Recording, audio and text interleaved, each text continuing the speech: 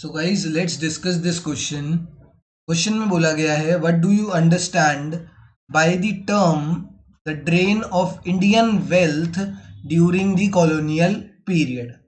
तो ये शायद तुमने सबने सुना होगा कि ऐसे बोला जाता है कि इंडिया सोने की चिड़िया थी और ब्रिटिशर्स उसको लूट कर ले गए। तो वही वही चीज़ लिखी हुई है कि ड्रेन ऑफ इंडियन वेल्थ, मतलब इंडिया की जो वेल्थ थी, इंडिया की धन और दौलत थी, वो सब ड्रेन हो गई। मतलब वो सब कौन ले गया?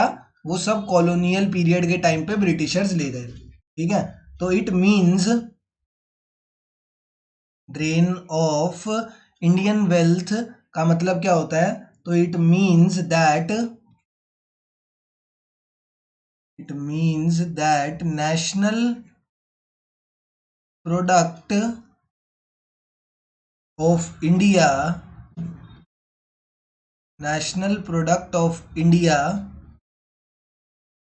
was used by the Britishers for the welfare of their country। मतलब जो इंडिया का कमाया हुआ पैसा था, नेशनल प्रोडक्ट एक तरीके से हमारे कंट्री की नेशनल इनकम, ठीक है, हमारी कंट्री की जो इनकम थी वो हमारी कंट्री में लगने की बजाय ब्रिटिशर्स अपनी कंट्री की वेलफेयर में, मतलब ब्रिटेन की वेलफेयर में वो पैसा लगा रहे थे। उसे बोला जाता है ड्रेन ऑफ इंडियन वेल्थ। तो अब क्या होता था इस टाइम पर? नेशनल प्रोडक्ट जो है हमारा, उस टाइम पर, मतलब इस टाइम पर नहीं, जब आज़ादी के टाइम पर और ईव ऑफ द इंडिपेंडेंस की बात करें या ब्रिटिश रूल के टाइम की बात करें, तो इंडिया में बहुत ज़्यादा सरप्लस था। किसका? There was surplus of export of raw materials.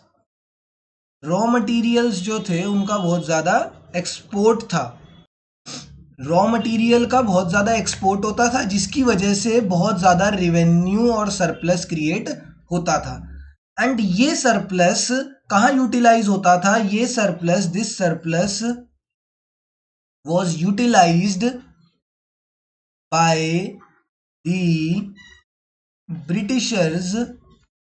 This surplus was utilized by the Britishers for क्या क्या एक्टिविटीज? अब ये ब्रिटिशर्स क्या करते थे? ये सरप्लस कहाँ का है? सरप्लस इंडिया का है, क्योंकि एक्सपोर्ट क्या हो रहा है? Raw material. मतलब रॉ मटेरियल का मतलब इंडिया की जमीन से निकली हुई चीजें सारी। इंडिया के अंदर रॉ मटेरियल्स के अंदर क्या आ गया भाई? कॉटन जो इंडिया की जमीन पर उगा है, जूट जो इंडिया की जमीन पर उगा है, इंडिगो, ये सारे रॉ मटेरियल्स थे। इन रॉ मटेरियल्स के जो एक्सपोर्ट से रिवेन्यू आना चाहिए, कमाई होनी चाहिए, वो इंडिया की वेलफेयर में लगनी चाहिए। बट वो पैसा ब्रिटिशर्स अपने काम के लिए यूटिलाइज कर लेते थे। एंड वो क्या क्या काम करते थे? तो first was to make, they make, to नहीं लिखते,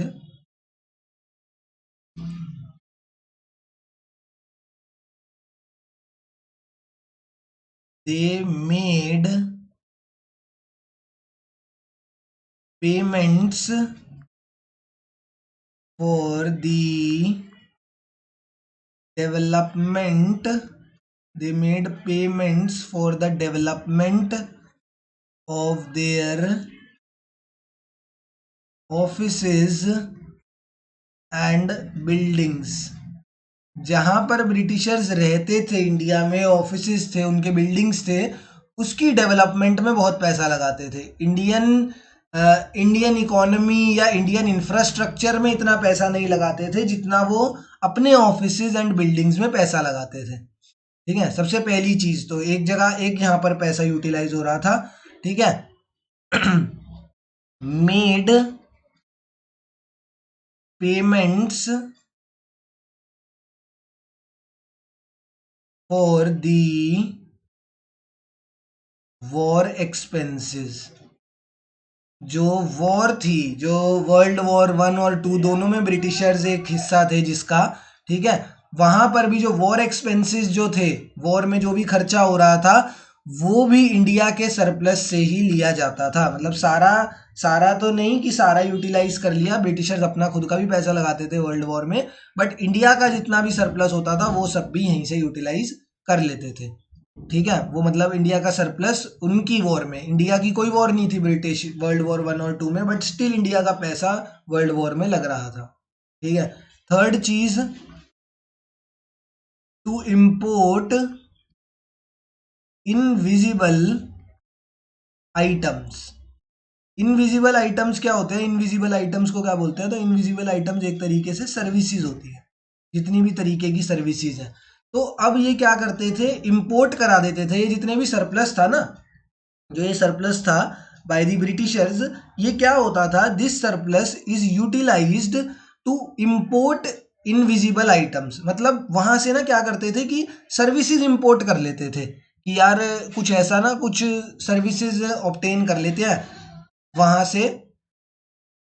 वो इस तरीके की सर्विसेज हो गई, जैसे टेक्नोलॉजिकल सर्विसेज या किसी भी टाइप की हो गई, हमें उसका आइडिया नहीं है।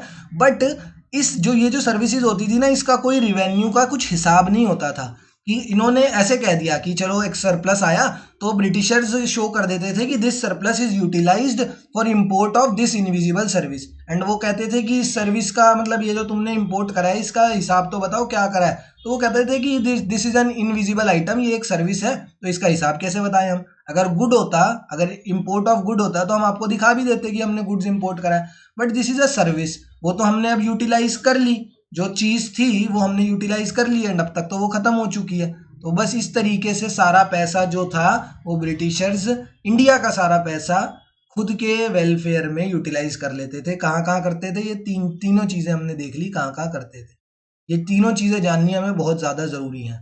मेन तो ये है, ये तो हमें पता है, ये तो किसी को भी पता होगा कि इंडिया की जितनी भी वेल्थ थी वो ब्रिटिशर्स ने यूटिलाइज करी थी, यूज करी थी। कहाँ कहाँ करी थी ये नहीं पता होगा, ये 12वीं के बच्चे को पता होना चाहिए कि इन 3 जगह यूटिलाइज करी थी। अपनी जो वॉर लड़ी वहां पे खर्च कर दिए, जो अपनी ऑफिसेज एंड बिल्डिंग्स थी उधर बनाने में पैसा खर्च कर दिया, और वहां से सर्विसेज इंपोर्ट कर लेते। सर्विसेज इंपोर्ट करने से क्या फायदा होता था कि उन्हें कुछ हिसाब नहीं देना पड़ता था कि अच्छा ये चीज मंगाई है तो अच्छा इसकी कॉस्ट तो इतनी होनी चाहिए थी। उन्होंने कहा सर्विसेज मंगाई है तो उसका कोई हिसाब ही नहीं होता था कि कितने की सर्विस पड़ी होगी। ठीक है ना? चलो, थैंक यू।